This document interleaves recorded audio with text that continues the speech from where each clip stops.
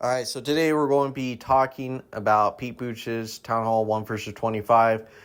This turned into more of a town hall than the debate compared to the Surrounded series that they have. And also, Pete Buttigieg, he didn't really do a good job at actually addressing anything. And the fact that people thought he did well compared to Kamala Harris is just a sign just how bad that Kamala Harris is at communicating. And all I can say is if you can't even communicate your point and most people being confused after they try to listen to you, you should not be president, okay? A president is a leader, and the leader must be able to communicate effectively to the folks they lead. But because this turned into more of a town hall, we'll mostly just be addressing just the claims and just with some of the points that he has to counter what would be common points. So, yeah, let's get into it. So, we're going to see the first example. So, this lady, she 100% agreed with what Pete Buttigieg said, but then asks about economic concerns, which I think is just an example how this is more of a town hall than an actual debate, just due to the fact that Kamala Harris is so bad at communicating. But we'll let Pete Buttigieg make his claims first, and then we will have our rebuttals towards the end with this claim. My first claim is Donald Trump is only running for president for himself. Kamala Harris is running for president to make your life better. The case I want to make is that she's going to be better able to address him, even if there's no magic wand on some of this stuff, because she cares more. Yeah. I'm really skeptical Kamala Harris actually cares more, okay? I think the hurricane in the South, Hurricane Helene, was a perfect example of this, okay? While Donald Trump was down there helping these people, Kamala Harris was talking about the Middle East. And she was also on a podcast that talked about sex. Normally, call me daddy, okay? That's what she was on. She doesn't care. Her actions speak louder than her words. And especially yours, Pete, unfortunately.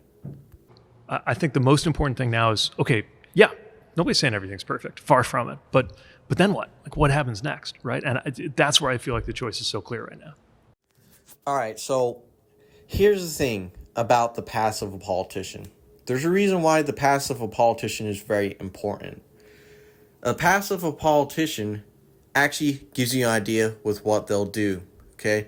Politicians lie all the time, okay? They say they do this, but then they don't. Some of it's out of their control. Sometimes it's not. So, for example, like Donald Trump with the border wall getting blocked with Democrats. That was out of his control. Joe Biden with student loans. That was out of his control because he got blocked by the Supreme Court. Okay? Whether you agree or disagree with that, politicians lie. Okay? They say they do this, but then they don't. And sometimes it's with things that they don't control, but also a lot of times just because they simply just say it just to get your vote. Okay? So, to say that, there's a past and it's not perfect, but what about the future? Your past and your track record matters more than anything because unlike politicians, your past does not lie. So this next one is mostly just talking about internal motives. And yeah, we'll cover that after he makes his point. I think that people, like you said, get into politics or public service out of idealistic reasons, you hope, at least some of the time. But I think there's two very different paths in the two different candidates, right? So you look at him, this is obviously not somebody who, felt motivated to join the school board in his local community, wound up running for mayor, and then ran for president. This is somebody who ran for president, in my view, basically as a branding exercise. I find the claim that Donald Trump doing this for a branding exercise to be completely false, okay? If Donald Trump wanted to improve his brand, he would not run for politics. Politics in itself is divisive in its nature. They say politics is a blood sport for a reason. And Donald Trump wanted to increase his branding and have a good branding exercise, he would have stayed out of politics entirely. Okay? So that claim is completely false from Pete. And then won. With her, she did come up as a line prosecutor, right? Mm-hmm. And served as a prosecutor, served as AG, served as a senator, served as VP. I get what you're saying.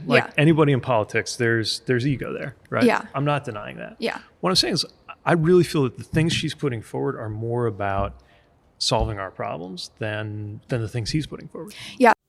I would actually like to argue quite the contrary. So someone that tends to only do it for themselves, tend to stay in politics in a very long time. because they just want to satisfy their own personal ego to maintain power over other people. And Donald Trump, he's only been a politician for only less than a decade compared to Kamala, where she has been a politician for over a decade. And also a politician that cares about service, is actually praying through and sticking by positions with what they believe to be true and right. And Donald Trump, he's been mostly consistent just with his policy platform, of course, with adjusting with current circumstances, while Kamala Harris completely flip-flopped her positions just with whatever was politically convenient. And we see examples of this where in the past she wanted to decriminalize illegal immigration across the southern border, and she wanted to rethink the concept of ICE. In addition to that, she wanted to support a mandatory buyback program for guns. In addition to that, one policy that she refuses to actually answer is with providing quote-unquote gender-affirming healthcare to illegal migrants in prison.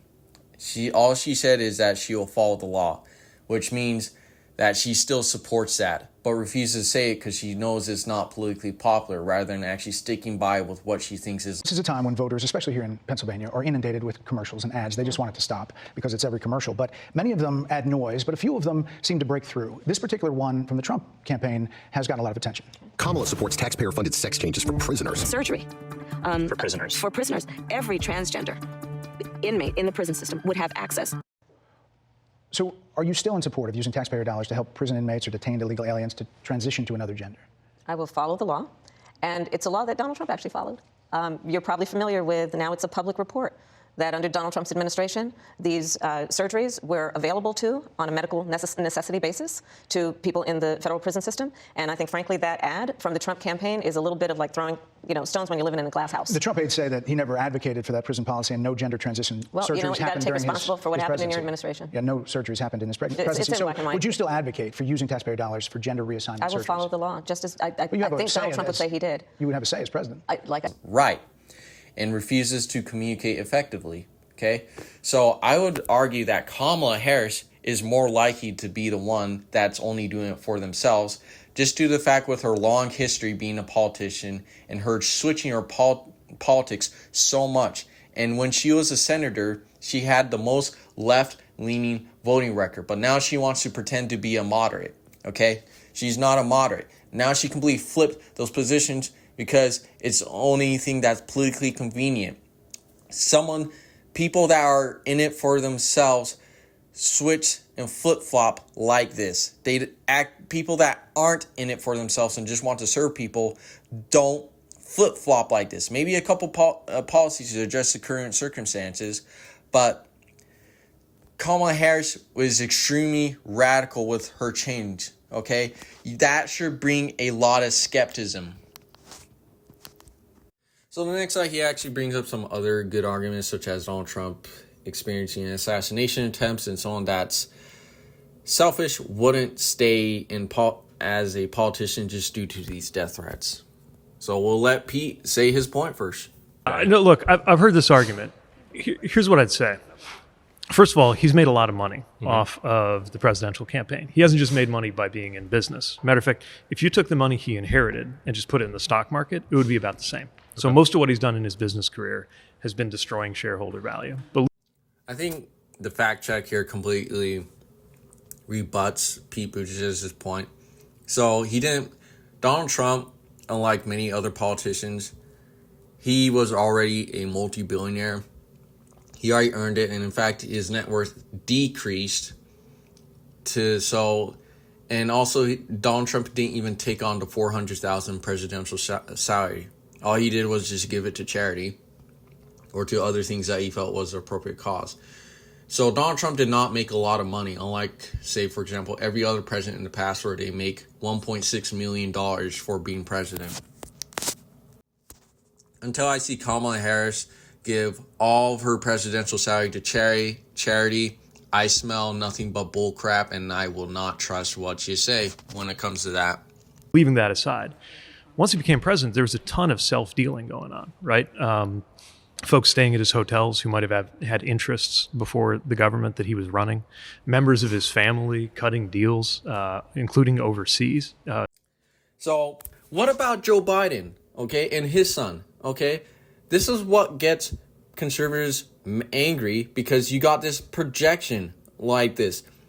You just accuse the enemy of what you are doing. Hunter Biden was a perfect example of someone like this. Someone who is not rich at all. Then also getting an extremely cush job by making deals with Ukraine, okay, and China, okay, through Joe Biden, in Joe Biden's position as vice president. So I'm not going to talk too much as far as that situation, just to keep the video short, but here's a good video about the situation. And outside of that, yeah, Pete, you got to, at least when you say something like that, actually know your facts. And also the fact check also wrecks you here too. That they probably wouldn't have been able to cut if they weren't related to the President of the United States. Now, I get what you're saying, that anybody who gets into public service, anybody who puts their name on the line, anybody who runs for president, takes on a lot of negativity that comes with that. At a different level, I've experienced the negativity of being in public service. My husband and I worry sometimes about our family just because we're out there, and nobody should have to experience that. And one thing we should be able unequivocally to agree on is that nobody should ever accept political violence, no matter who it's directed at and no matter why, right? It is categorically unacceptable, wrong, and disgusting for there to have been an attempt on the life of any political candidate, including him, right? Then why don't you tell Kamala Harris and all the other news media to stop calling Donald Trump the reincarnation of Hitler, okay? Who is one of the most evil men in history. So maybe stop doing that first. That way you can actually live by what you preach. I still think, though, that he didn't do this because he woke up and thought, I'm going to make some sacrifices to help other people, and that's why I'm going to run for president. I just don't believe that. But either way, what I do know... What's that? Can I ask why I don't believe that? Because I've never seen him express much interest or concern for others. Like, all right, so this tells me he hasn't even went to or even watched a single Trump rally, okay? This is the rally from yesterday, okay? This is not something a selfish person would do. We also had the hurricane disaster, but let's just play this clip, all right? Kamala Harris was in charge of immigration in our borders. If we had better border policies and not open borders and not these catch and release policies, I truly believe this all could have been prevented. Under her being vice president of this country, my daughter's life was ripped away from her. She had her entire life ahead of her. Happy birthday, dear Jocelyn. My daughter is 6 feet in the ground based off of policies that she allowed to keep. Kamala Harris did have one job, and she not only failed, not me, she failed my daughter, she failed Jocelyn. She was only 12. President Trump reached out, gave me his sincerest condolences as not a former president, but just as a father, someone who cares. I believe Donald Trump needs to be back in office. I can at least know that my next child will be safe in this country. Recently, he got a question about childcare. He went on this 2 or 3 minute rant, and the one thing he didn't mention was childcare, because I don't think he thinks about it that much. It's other people's problems, right? He's interested in mostly his own past. So the main reason why Donald Trump doesn't address things sometimes is just mostly just due to the fact he goes off script a lot. And J.D. Vance is also someone I think that actually goes very well with as far as addressing things such as childcare and a bunch of other stuff like that. So I think that's the main reason why Donald Trump picked J.D. Vance, to be able to address things like those. And also J.D. Vance, he has a more credible position as far as being a good family man.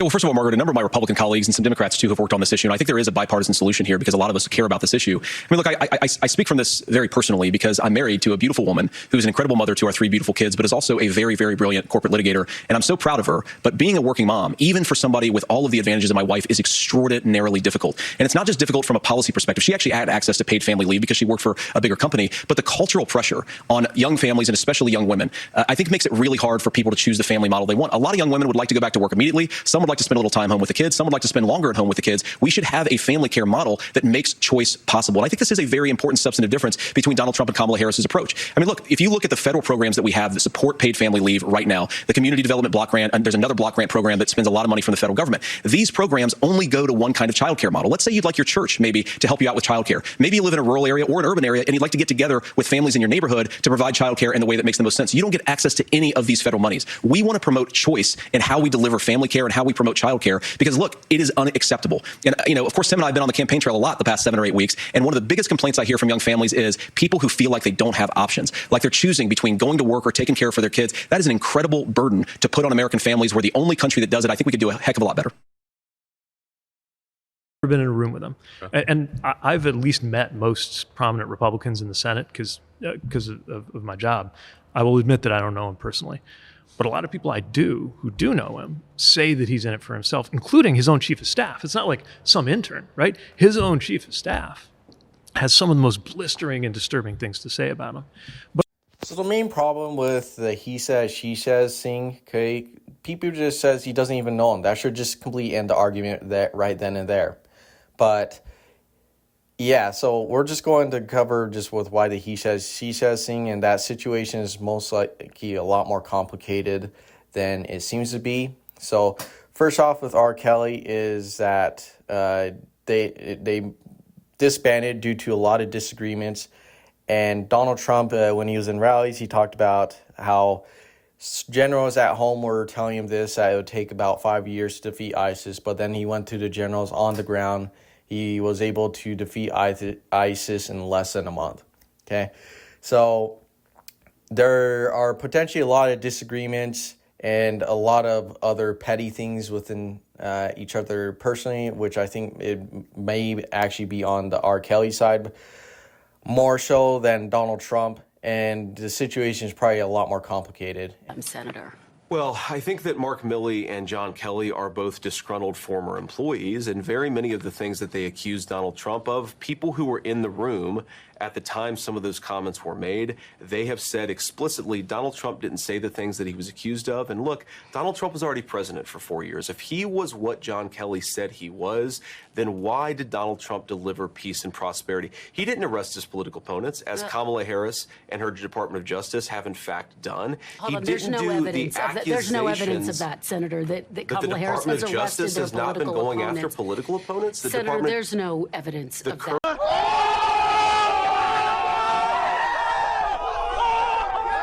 People who worked most closely with him, most of them are supporting this ticket. You mentioned one person, two people, a disgruntled ex-employee, Kristen, who Donald Trump fired. He said something nice about him, and then he fired him, and now that person's attacking Donald Trump. But I think this is important because I think the American media has to be honest. Why is it, Kristen, that John Kelly doesn't like Donald Trump? It's not about personality. It's about policy. And I think the American people have the right to know that Donald Trump rejected the John Kelly, the Mark Milley consensus that America should be the policeman of the world. And because of that, these folks hate him. If Donald Trump wanted to start a nuclear war with Russia, I guarantee you that John Kelly and Liz Cheney would be at the front of the line endorsing him. But I think the media misses something really important. This disagreement is not about personalities. This disagreement is because John Kelly didn't like the peace through strength policy of Donald Trump. I do, and I think the American people. He was the longest-serving chief of staff, and Donald Trump says he only hires the best people. So you're in there. You have 10,000 appointments you have to make. So you're getting advice from people. And at one point in time, did you have a moment in time where you realized these are bad choices? Like some of these people I shouldn't have had in there. Oh yeah, I think so. The one question that you'll ask me, that I think you'll ask me, that people seem to ask, and I always come up with the same answer. The one mistake, because I had a lot of success, great economy, great everything. Everything was great. We the military, we rebuilt it, biggest tax cuts in history, all this stuff. We had a great presidency. 3 Supreme Court justices. Most people get none. You pick them young. This way they're there for 50 years, right? So, even if a president is there for 8 years, oftentimes they never have a chance. I had 3. It was sort of the luck of the draw. But I will say that it always comes back to the same answer. The biggest mistake I made was I picked some people. I picked some great people, but you don't think about that. I picked some people that I shouldn't have picked. And just if someone has sour dealings with Donald Trump, they are in a position where they benefit from lying about someone compared to, say, for example, someone that actually stayed through along the way with the Trump administration, and still someone that's going through with the Trump administration. And you also have to keep in mind that Donald Trump, he used to be a businessman. A lot of people don't like businessmen, especially if you get fired by him. And Donald Trump was known in the past for his "you're fired" quote. So, yeah, so that's at least one thing that I think people just is not really acknowledging.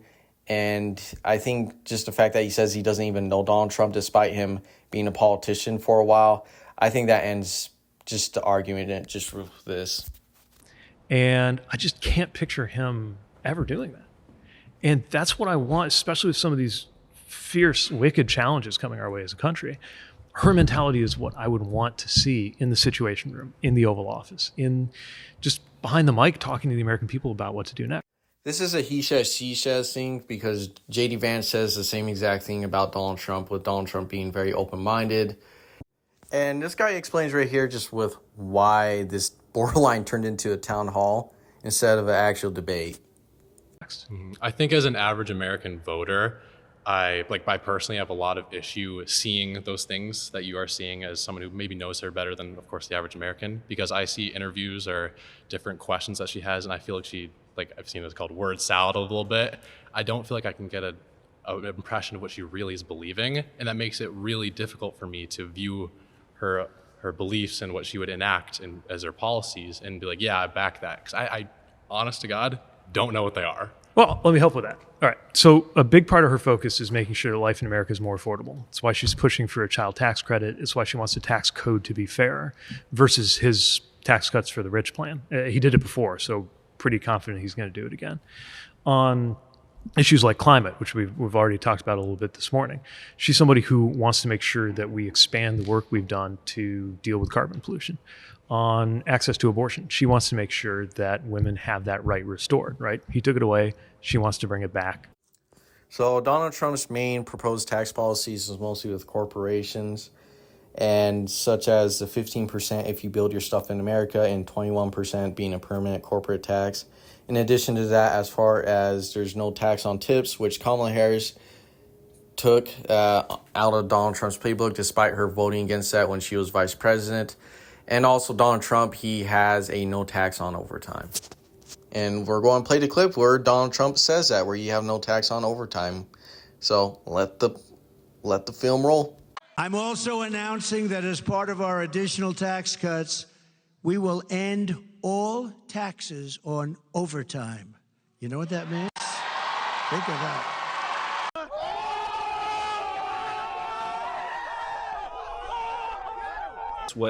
So I feel differently. Maybe that's to be expected. I felt like she won the debate for this reason.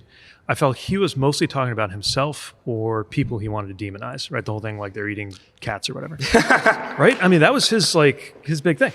And she was talking about what she would do to solve problems. Now, look, with all of the glare of a presidential campaign, it is hard for somebody's full character to come through.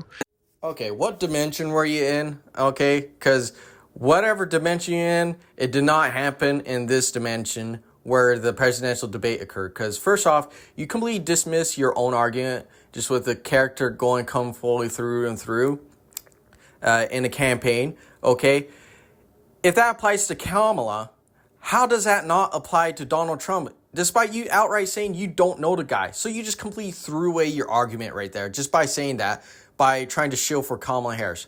Okay. Also, the second thing, as far as the debate, Kamala Harris was the one demonizing Donald Trump. She brought up Project 2025, trying to demonize him as some dictator, okay? Despite Agenda 47 being Donald Trump's actual policy platform. And also, she brought up the Charlottesville massacre, trying to demonize him as a white supremacist, despite Donald Trump in the Charlottesville massacre outright condemning the white supremacists. Are you willing tonight to condemn white supremacists and militia groups? Sure. You've got David Duke just joined, a bigot, a racist, a problem. Would you repudiate David Duke? Sure. David Duke and robocalls are out again, the white supremacist movement supporting you. Do you have any words for that? Well, I disavow. David Duke endorsed me? Okay. All right. I disavow. Okay? When we looked at it and looked at the question, I disavowed David Duke. So I've disavowed David Duke all weekend long on Facebook, on Twitter, and obviously it's never enough. Trump's refusal to condemn, distance himself from white supremacists. The Anti-Defamation League is already out there asking the president to clarify why he didn't condemn white supremacists. So are you prepared right now to make a clear and unequivocal statement renouncing the support of all white supremacists? Of course I am. Of course I am. Okay.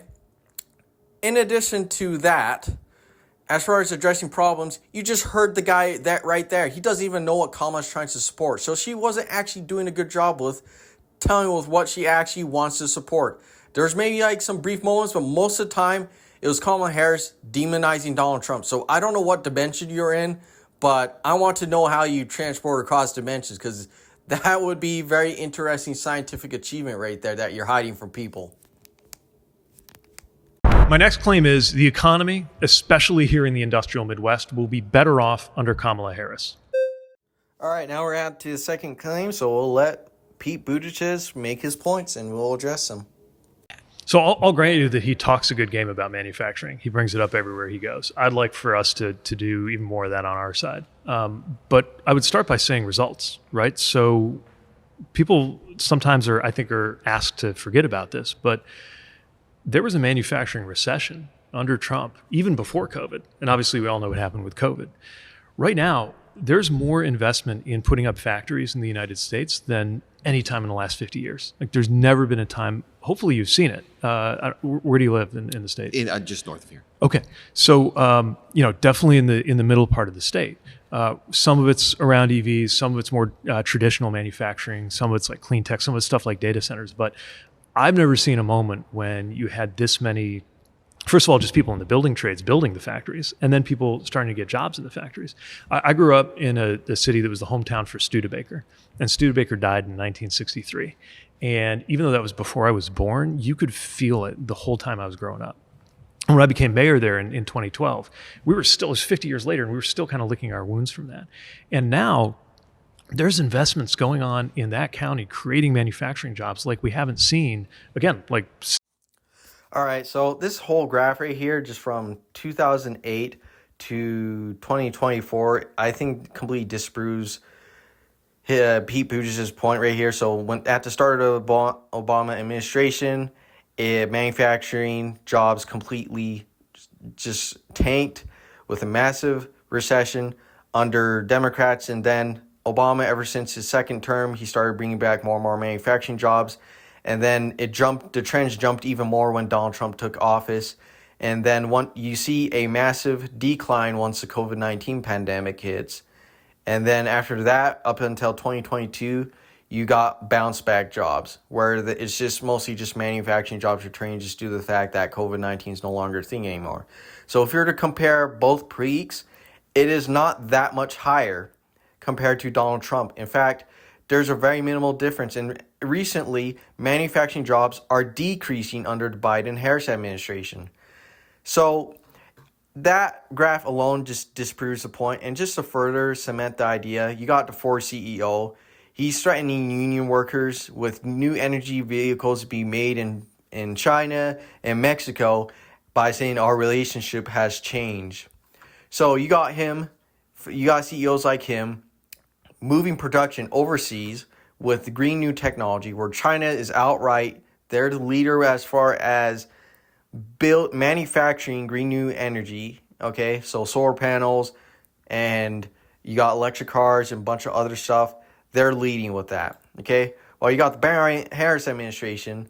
They got $7.5 billion in federal funds and only 8 EV charging stations. One could argue, but you got to set the infrastructure. Well, guess what? Tesla, they already invested a ton of money to set up the infrastructure, and it was becoming an overall standard in the industry. The government could have spent a lot less money for those 8 EV charging stations if they simply had contracted it to Tesla to build those additional 8 EV charging stations. So there's a lot of waste during the Biden-Harris administration. In manufacturing, it did not go up near as much. And after the bounce back jobs, the Biden-Harris administration failed to effectively bring back more and more manufacturing jobs over a longer period of time. Because Donald Trump's plateau was much shorter, and it only dropped because of the COVID-19 pandemic. But the Biden-Harris administration had nothing but stagnation outside of bounce back jobs. Since the Kennedy years. I also think it's really important to look at kind of who's credible on this, right? So I really trust the United Auto Workers, especially because they did not always give Democrats the easiest time. Remember? I'm going to tell you, I trust the data more than the words of any politician any day. So Donald Trump, just based off of that graph, he's more credible with delivering stronger growth for manufacturing jobs outside of bounce back jobs. Very much, Jenny. Mr. President, Johnny Taylor from the Society for Human Resource Management, SHRM. With 300,000 members across the globe, and I got to tell you, we share something, a common passion, and that's for workforce. When I hear the Vice President say that, I know Ivanka's living it, it means a lot to our profession. You've created a different problem for us, though. Now businesses are telling us they don't have a problem accessing financial capital, they have a problem accessing human capital. That's a high-class problem. The human resources profession is committed to resolving it, but thank you for that opportunity. Choice in front of us about what's going to make things more affordable. So in his case, it's tariffs. Specifics. And I would argue it's a little harder for some of her manufacturing vision to get across, because every day we're arguing about like McDonald's or Taylor Swift or like whatever he's decided to change the subject to, right? So the phenomenon you're describing is partly not, it's not us not wanting to get a manufacturing message out. It's a lot of noise that we're up against. But what he does here is typical politician language where whenever they do something wrong, they just deflect, blame, and refuse to take responsibility, okay? And he just blames it all on Donald Trump for why he doesn't hear about this stuff. In addition to that, they don't have good results either towards them outside of bounce back jobs. You know, part of how it works is a tax structure that encourages investment. It's making sure that we do double down on having stuff like EVs made in places like Michigan, not in places like China, right? So whether you choose to buy one or not, and that's your choice. I hope you buy one that's made by American auto workers and not one made overseas. And that could totally depend on whether the policies that were in the Inflation Reduction Act get destroyed or not, right? There's a lot of things in there like the tax credits that bring the manufacturing back onto American soil. That's part of why the manufacturing is happening right now. Alrighty, so you just said a tax structure. So what's a good tax structure that incentivizes people to build things in America? Let me see. Tariffs, okay? And also a tax that gives you less tax if you build your stuff in America. Oh yeah, Donald Trump's doing that with the 15% corporate tax if you build your stuff in America. And then you got Donald Trump being the main proponent of tariffs. Okay, and also the Inflation Reduction Act, there's a lot of subsidies associated with it, which is not as effective and leads to a bunch of wasted investment compared to things like tariffs, where the government doesn't play favorites and they just let the best of the best rise to the top, and the government doesn't have to spend a single dime. For one thing, the powers of the presidency go a lot to whether unions get support. Because you get to appoint people to the National Labor Relations Board, people in the different agencies. And we've really seen a difference between whether unions' concerns and therefore workers' concerns are heard or not. Yeah, partly based on the laws that get passed, but partly, the saying personnel is policy. So the kinds of people he's going to appoint are not going to be the most worker-friendly people. And the kinds of people she's going to appoint will. That's part of the case that I would make. So I'd say, to a point you made a minute ago, the difference between... Here's the thing. Tariffs provide leverage for employees against companies, okay? This is the most pro-worker thing ever, okay? A company can threaten to move your production overseas, but guess what? If they move overseas, they're going to pay a price for it. So it forces the company to negotiate with the workers to pay a reasonable wage. In addition to that, union support is significantly higher for Trump, and with some key unions like the Teamsters, almost at a 2-to-1 ratio. So if anyone's more pro-worker, I would say it's Donald Trump with his tariff policy, by bringing the power back to employees to negotiate against workers. And Donald Trump has a credible background because he has to be good at negotiating in order to be successful enough in business, especially in a tough market like New York, okay? And also contract deals when he was a celebrity, okay, with the broadcasting companies that he worked for, okay? You have to be good at negotiating.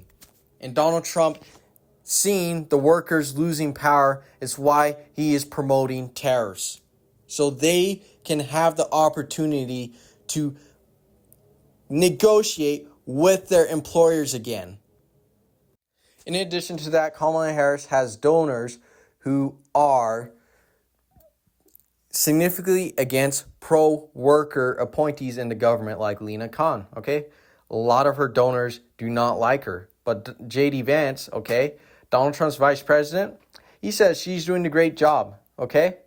So, I don't know about you, but who do you trust more? Someone who's most likely keeps a appointee who's very pro-worker versus someone who is funded by donors who are anti-worker and trying to remove pro-worker appointees in the government.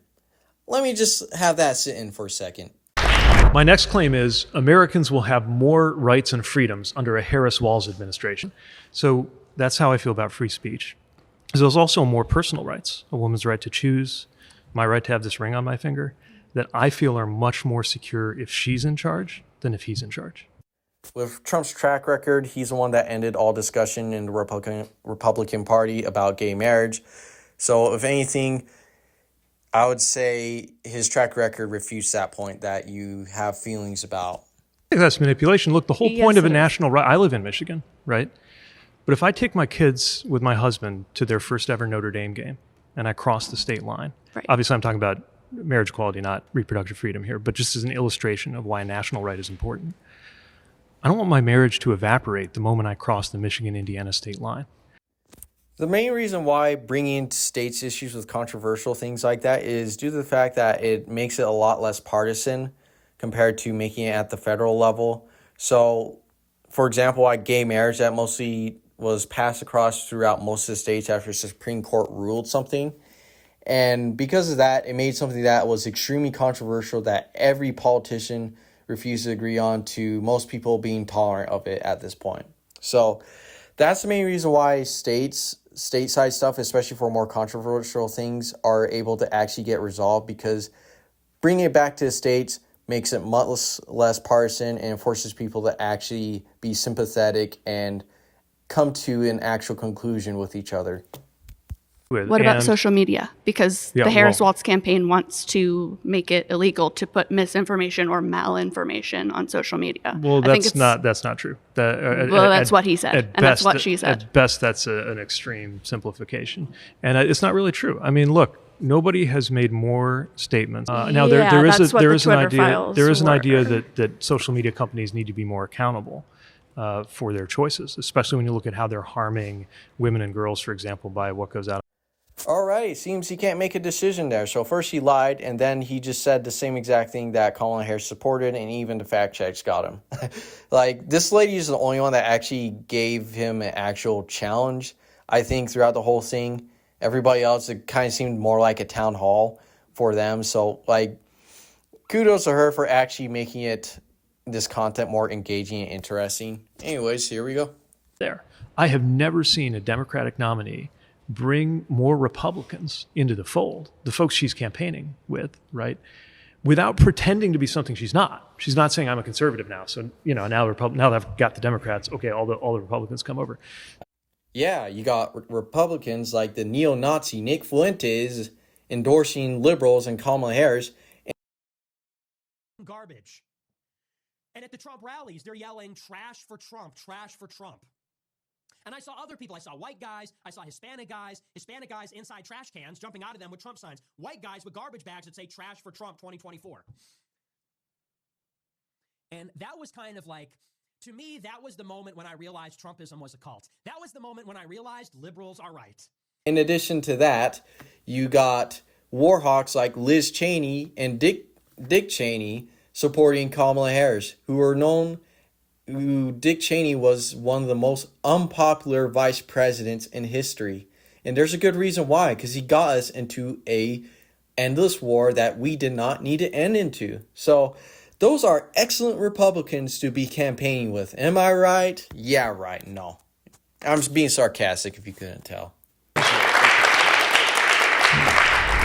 My fourth claim is crime will continue to go down in America if we elect a career prosecutor over a convicted criminal. One of the reasons, even though I'm obviously left of center, I go on a conservative network like Fox a lot, is that I know their viewers might literally have no idea that crime is down. Now, at the same time, it's clearly true that if you look at something like the homicide rate, it went up when he was in power. It went down after Donald Trump got beat. And so as far as the fact check, during the debate, there was a false report about crime going down. However, actually, as of recently, there was a later report that got released that showed that crime is actually going up. So that's at least a fact check there that they forgot to do in this thing. So he mostly relies on 1990 instead of just focusing on just comparing to two terms, which I think would be the most fair because people are trying to decide between Donald Trump's track record or the Biden-Harris administration track record. I also think, though, sometimes good news is no news. In other words, the better something is going, the harder it is to break through the noise with it, especially with the incredibly sophisticated noise machine that we're dealing with out of the Trump campaign. So as far as noise, here's the thing. If you have a successful track record, you wouldn't have any noise because guess what? People ignore them. But guess what? The Biden-Harris administration, they don't have a strong track record, and it's because they failed. Noise doesn't matter if you have a successful track record. So this is just a typical politician. Deflect the blame and blame it on someone else rather than taking responsibility yourself. These are things piece by piece that you think about when you come into office and get up every day trying to make other people better off. Mm-hmm. And that's what I think she does. That's what I know she does because I know her. And that's not what I believe he does. And that's why I think it's really important not just to not vote for him, but to vote for her. Mm-hmm. Okay. All right, so here's the thing. Her prosecutorial history is a bad one. It's a prosecutorial history that does not care about justice. She withheld evidence in death row against someone, despite it being where someone's life was on the line. And it wasn't until a judge forced her to disclose the evidence that she gave it. In addition to that, she jailed a lot of black men for marijuana charges, despite her admitting that she did weed herself. So if anything, I would say her prosecutorial history does not provide a good credential at all. In fact, it proves to me that she's someone who doesn't care about justice, just only cares about her own selfish record. Okay? So, yeah, that's at least something I think he's trying to ignore, and is borderline just a rewriting of history with how horrible she was as a prosecutor, with doing the complete opposite of promoting justice. So we can have like maybe a normal Republican Party.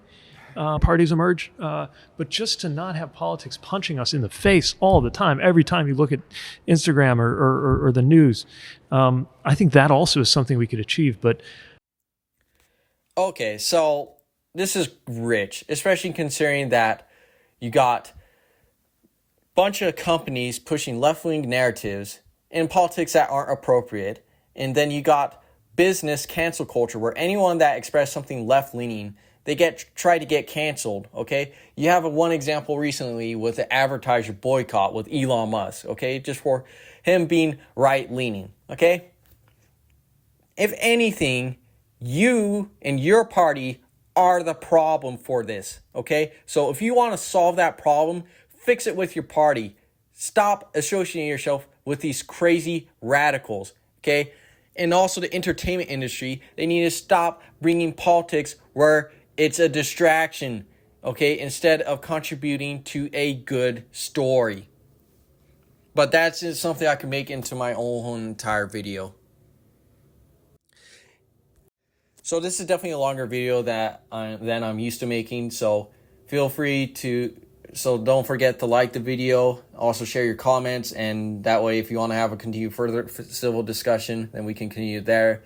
And also, don't forget to subscribe, and tomorrow we'll be doing a live stream at the time that's on the screen right here. We'll be reacting to the presidential race, and we'll see if my prediction is correct or not. And you can check the previous video as far as that. Outside of that, hope you have a good day, and take care.